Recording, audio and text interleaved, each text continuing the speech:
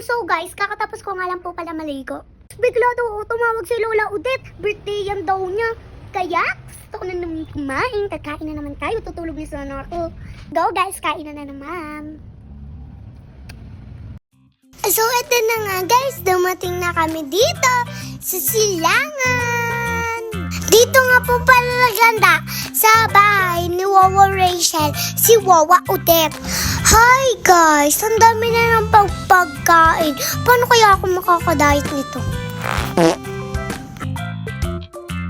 Pasensya na, Lola Odette. Yola lang nidala ko. Pero ayaan mo, babawi din ako pag sumimeldo din ako dito.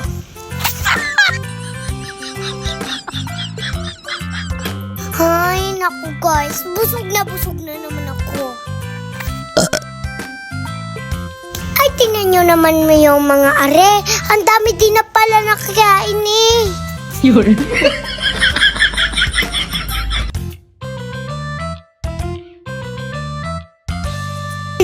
Sige, aling siya kain pa.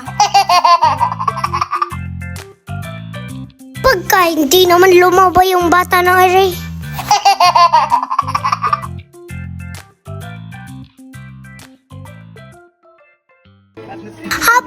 Habang iiyaw pa nga yung inasal na manok, nagkantahan muna. Siyempre, para lalong masarap.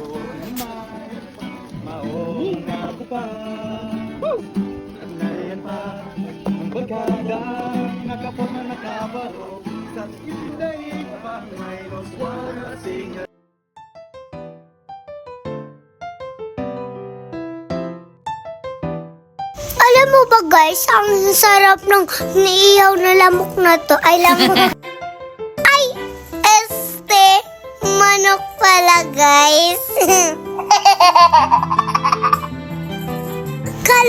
Kalasang niya talaga yung Mang Inasal. Ay, Mang Inasal pala guys. Ano ba yan? Mali-mali naman ako guys. Sa mga gusto nga po pala dyan, bumili, located lang to sa Barangay Bubuyan. O diba guys, may shaking oil din. May kasama na din yan soup guys. Para sa mga inasal, ayun lang guys. Thank you for watching. Bye!